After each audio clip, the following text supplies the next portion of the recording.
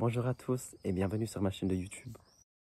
Aujourd'hui, je vais vous parler de pourquoi j'ai arrêté d'être végétarien et vegan et comment j'ai appris à aimer mon corps.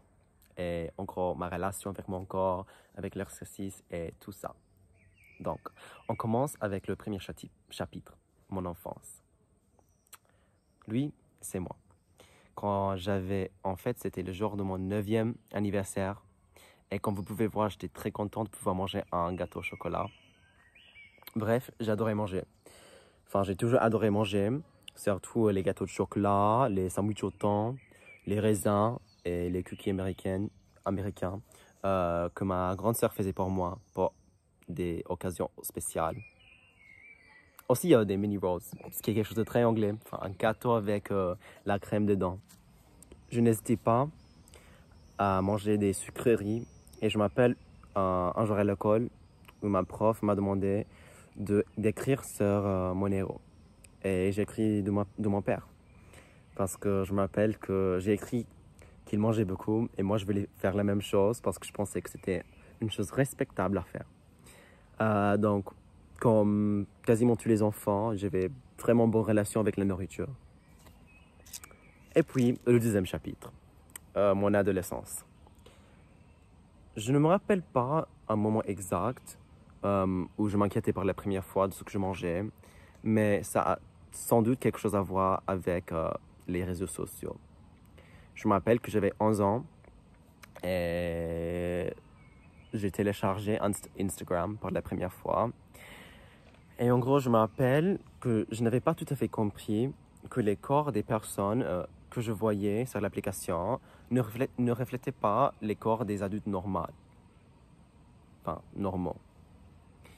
Donc, assez vite, j'ai commencé à avoir une obsession avec les abdominaux parce que je pensais que c'était quelque chose de désirable, quelque chose de nécessaire peut-être, mais oui, surtout les réseaux sociaux n'ont pas du tout aidé.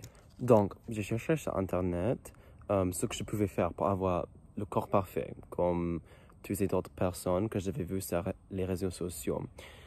Je me rappelle d'avoir cherché qu'est-ce qu'il faut que je fasse pour avoir des abdominaux parfaits. Ou même, qu'est-ce qu'il faut faire pour avoir un corps comme... Et puis, j'ai trouvé des vidéos qui me donnaient des conseils de quoi manger, de quoi ne pas manger, des exercices qu'il faudrait que je fasse et quoi absolument pas faire.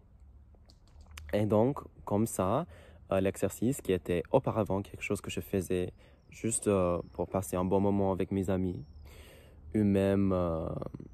parce que je voulais courir, oui, avec mes camarades de classe pendant la récréation. Oui, cette chose est devenue quasiment juste une manière de brûler les calories. Et à ce moment-là, je commençais à suivre ce que je mangeais. Et après quelques semaines, peut-être quelques mois d'avoir fait comme ça, je savais exactement combien de calories il y avait dans chaque chose que je mangeais. Et même si à ce moment-là, je n'étais pas conscient, j'avais développé des aliments qui font peur. Bon, fear foods en anglais. Donc, pour situer le contexte, cette année, on m'a diagnostiqué avec le TDAH.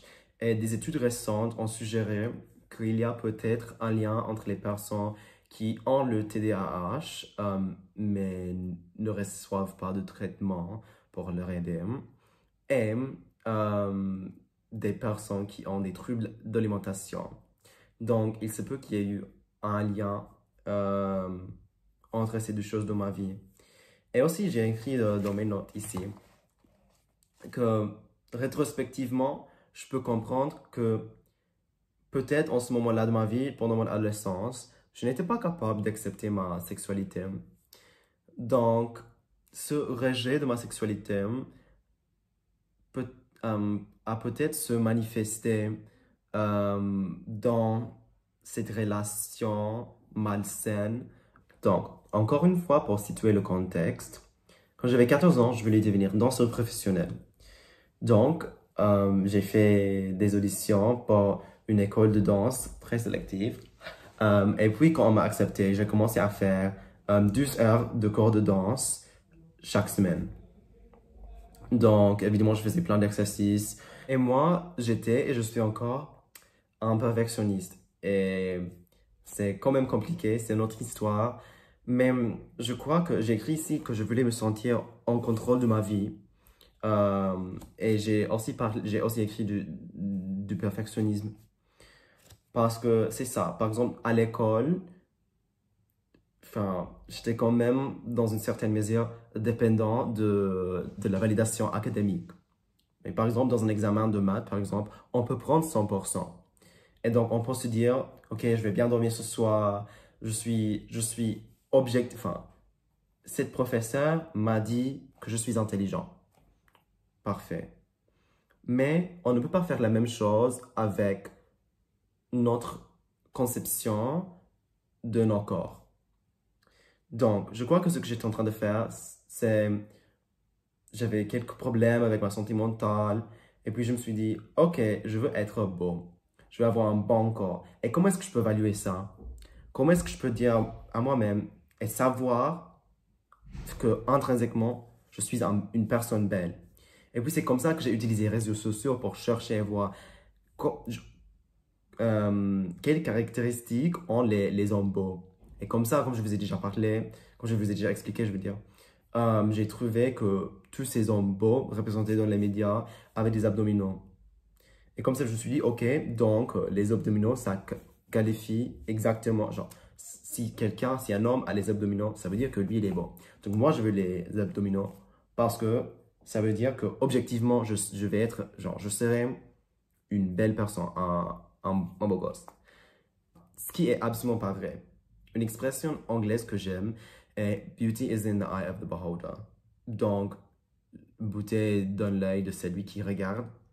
Et je crois que c'est absolument vrai parce que, comme je viens de dire, la beauté n'est pas une entité fixe. On a tous les opinions différentes et valides de la beauté. Donc, malheureusement, la situation s'est aggravée. Et puis, je suis allé voir une thérapeute qui m'a diagnostiqué une orthorexie. Donc, je mets ici la définition de l'orthorexie. Mais en gros, c'est quelqu'un qui n'a pas la boulimie et qui n'est pas anorexique, mais a quand même des troubles d'alimentation, grosso modo. Et c'est comme ça que commence le troisième chapitre, le véganisme. Donc, le véganisme semblait une solution rapide et facile pour résoudre ce problème, enfin mes problèmes alimentaires. Au lieu d'avoir une restriction en matière des calories, c'était une restriction plutôt saine parce que oui, je ne mangeais pas tous les produits animaux ni de la viande, mais au lieu de ne pas manger pour perdre de poids, j'ai décidé de ne pas manger certaines choses pour les animaux. Le véganisme était pour moi une manière de me sentir content, même excité à la perspective de manger. Donc, au lieu d'avoir une restriction de ce que je mangeais en matière de calories, je l'ai fait pour les animaux. Donc, c'était une restriction saine. Et en fait, comme j'ai dit, c'était la seule manière de ne plus avoir peur de manger.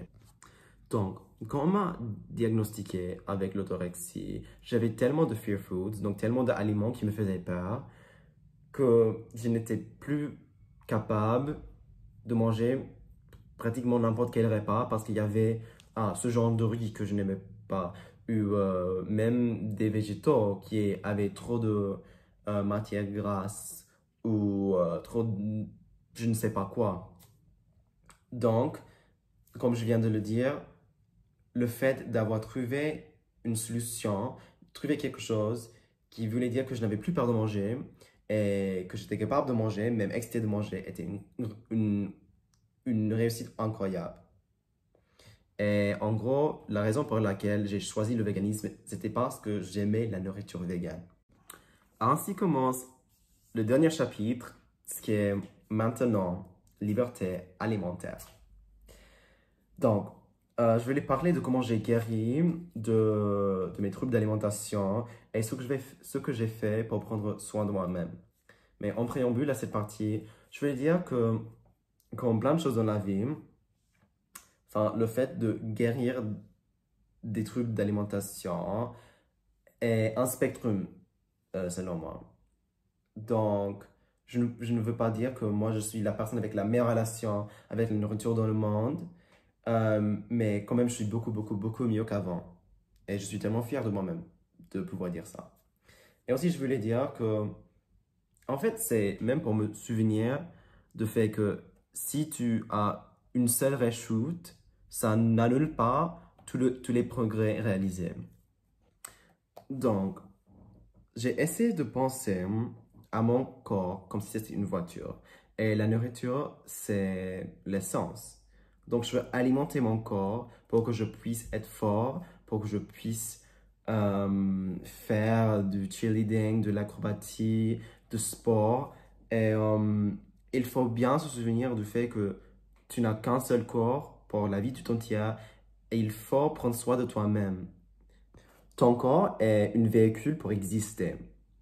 Tu n'existes pas pour être un objet de plaisir pour quelqu'un d'autre. Euh, oui, donc j'essaie de me rappeler que enfin, mon corps est à moi. Et le plus important, c'est que moi, je suis content. Enfin, et puis, je me suis rendu compte du fait qu'il fallait absolument prioriser ma santé mentale. Dans le sens que, oui, j'adore manger les choses véganes. Enfin, c'est absolument, c'est quand même tous mes repas préférés sont végans. Mais ça ne veut pas dire que euh, si je veux du fromage, ça veut dire que je suis une mauvaise personne.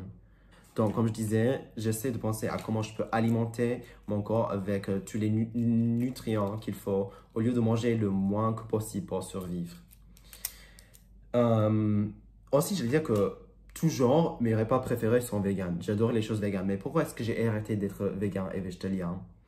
Donc, j'ai arrêté d'être végan parce que il y a des fois que je voulais de la glace et je ne voulais pas seulement un sorbet vegan.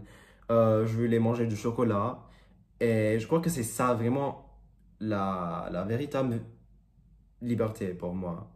Le fait de pouvoir aller manger exactement ce que je veux quand je veux et de pouvoir connaître les besoins de mon corps. Parfois, les besoins, ce n'est pas seulement j'ai besoin des protéines, j'ai besoin de les besoins émotionnels. Enfin, il y a des fois que peut-être enfin, j'ai eu une mauvaise journée et je veux du chocolat, enfin au lait, parce que je ne me sens pas bien. Et c'est absolument OK de faire ça. Et finalement, j'ai écrit que si tu es un omnivore, tu peux quand même manger euh, des choses, des repas végétariens et végétaliens. Donc, mes nourritures préférées, probablement, sont encore plus ou moins pareilles. Mais, par exemple, si je veux manger du Nutella, qui a du lait dedans, je peux le manger. Donc, pour moi, c'est ça la véritable liberté. Et puis aussi, j'ai trouvé qu'avoir une routine m'aide beaucoup.